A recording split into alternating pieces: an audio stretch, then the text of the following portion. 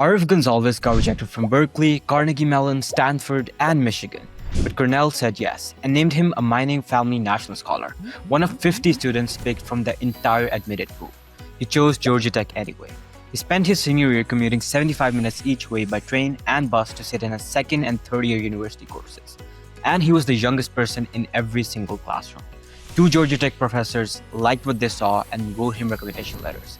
He started building all of this between 9th and 10th grade because he watched a video about a perfect application getting rejected from Stanford and decided right then that he was not going to be caught off guard. This is what it looks like when you stop asking which college will accept you and start asking what you actually want to build. So let's get right into it. My name is Arav Arbanzalbis, and I'm from the Atlanta metro area. It's a city called Alpharetta. It's like a neighboring town in the suburbs. And I'm a graduating senior, and I'll be attending Georgia Tech this fall. However, I was admitted into Cornell, and I was admitted into their mining scholars program, Mm-hmm. which accepts Yeah, 50 people total. that's amazing, and I think was gonna be my next question. So you got into Mhm, Cornell as a mining family national scholar. mhm. That is like a less than 2% acceptance rate, if I'm right, right? Yeah, it's And 2% of the admitted. okay, that's crazy.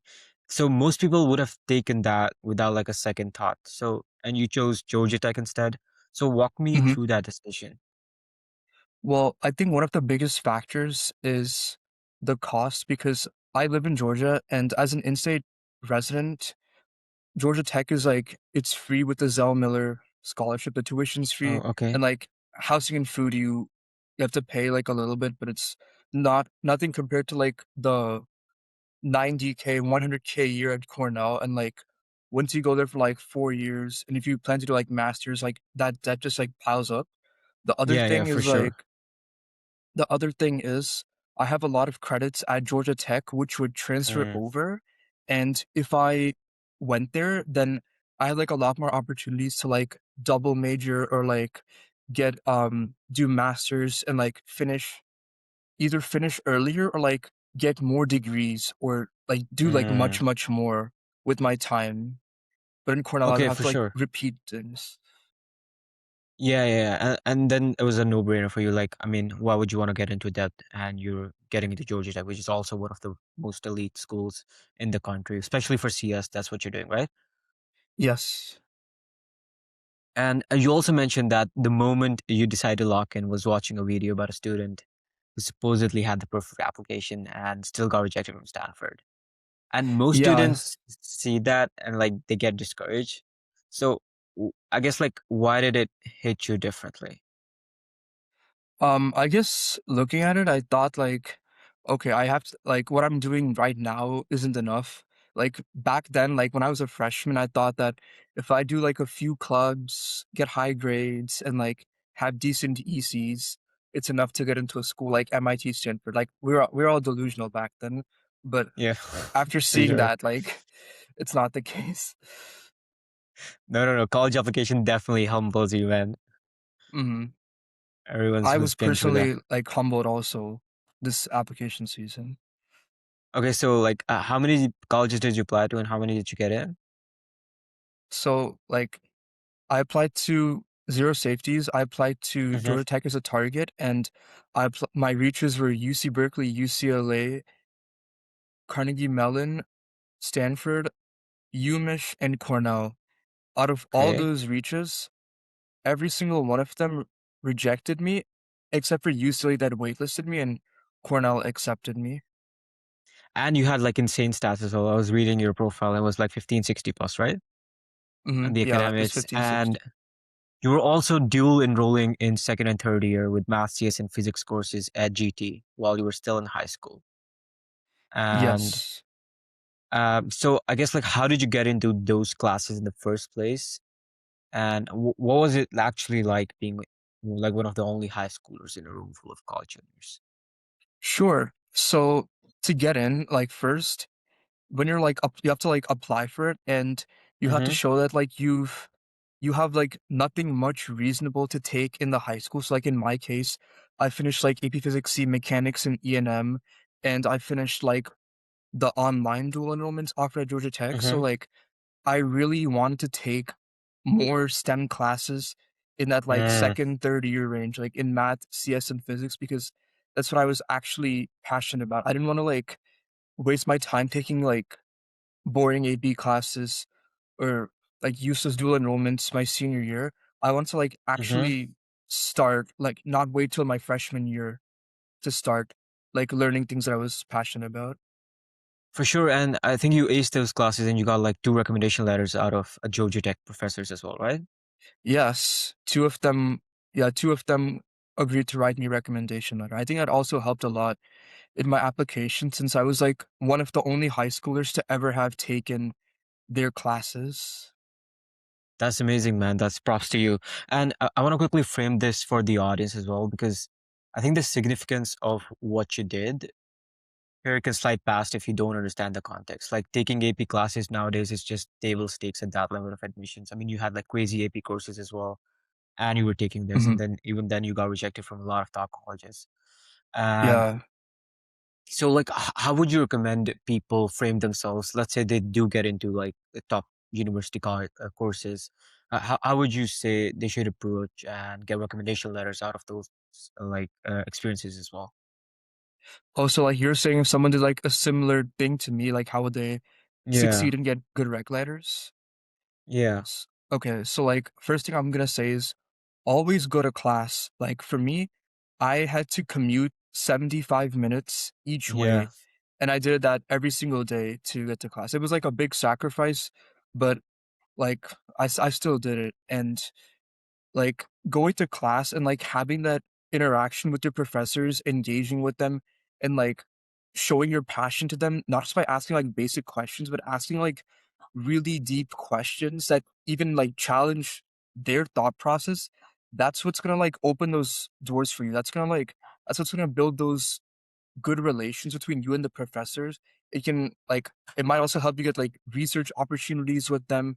They might like then they're like more also like they're also more willing to write you a rec letter in that case. Mm, And in I terms of mean, like studying for mhm. those classes, like I chose to take like second and third year of the classes. So like I did have to like put in a lot of extra work, but I can imagine, man. mm, I think No, it for sure. was Like, like worth it. yeah, yeah. Like, I mean, that is a brutal schedule. Like commuting 75 minutes each way. So I guess like what did your typical day actually look like? And like how did you make sure everything was under control?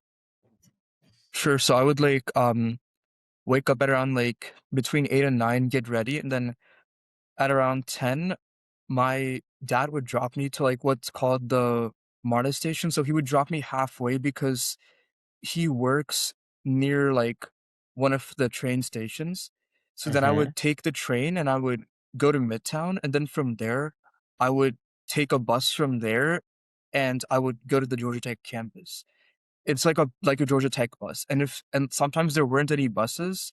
If there Mm-hmm. weren't, I would have to, like, walk or run, like, a mile to get there, and I would do that, like, every That's day. amazing, man. I mean, you got that dog in you, man, and it worked out for you. So I'm so Mhm. happy for you, man. And like I was also gonna ask you, like my audience has a lot of students who are nowhere near like your level of academic profile. For example, you had 12 AP courses, you had dual enrollment at Georgia Tech, 1560 SAT, and professor recommendations to go with it. So for a student who is really solid but not really exceptional on paper, uh, what is the version of this that is like actually achievable for them, and what advice would you give to them? I think what I would say is, like, don't focus too much on your college application because, like, I feel like if you're stressed a lot about the application process, if you're Mm, stressed about like the stuff you're doing in high school, then once you go to college, like you're going to continue that career in college and you're going to continue that line of work once you get out. So like if that's stressing you out, like you should like reconsider what you're doing. I'd say like find what find what you're actually passionate about and like instead of looking too much on like, oh, will Stanford accept me? Will MIT accept me? Look more at like, is this some am I doing something that I actually enjoy doing? mm, Am I like do I feel happy doing this? Am I learning something valuable by doing this? If so, continue doing it. Don't just like I feel like when you look at things one dimensionally, we're only looking at a return on investment. That's when like that's when you might end up losing like your Mm. sense of reality. No, for sure, for sure. I can see that in your like efforts as well. Like no person would be able to do it if they weren't like extremely passionate, really interested in what they were doing. Because like you had to spend like a brutal year, right? With the commuting Mhm. and managing college applications, managing the SAT. There's like APs. I mean, yeah, like you people are just not gonna survive this, I guess, if they're not really into it. That's really well put by you. And uh, you also said like one of your supplemental essays told a really unique story, and you thought it was like one of the strongest part of your application. So without Mhm. giving like everything away, because I don't like to do that, what do you think made it unique, and how did you find that angle? Like what do you mean by like don't give it away? Do you want me to like tell what I did Yeah, without actually yeah. Just like what I meant was like don't give away like just don't read it out or anything. Just give us like Yeah, I'm not how gonna did you read it. come up with it? Yeah, yeah. Mm. So like I actually wrote that same essay, like what I was talking to you about, like my GT Mm, commute and like what I learned while doing that stuff my senior year and like sacrificing senioritis and like that mm. senior that senior life. Like I wrote about that in one of my supplementals and like the experiences that I had doing it and how I was like the youngest person in every single class in every classroom and how I like initially felt isolated, but I turned that isolation into strength by like not taking advantage, but like learning from the wisdom of these elder students from these classmates and making connections. For sure, I think that helps out a lot. Like when you're in like a situation where like you're not really the wisest in the sense, you get to develop a lot. And yeah, and you also mentioned like your one regret was that you did not start earlier, start between like ninth Mhm. and 10th grade, which is earlier than almost everyone watching this. Like I have like juniors coming in, they haven't even started yet. So Mhm. when you say earlier, like what specifically do you think you would have done differently, and what difference do you think it would have made? So like to start, I noticed that I was like really passionate about Olympiads, like math Olympiads and like Mm-hmm. physics and chemistry, computer science Olympiads. I actually want to pursue that path and try to like qualify to these like really prestigious Olympiad competitions like the AIME and like the USIFO.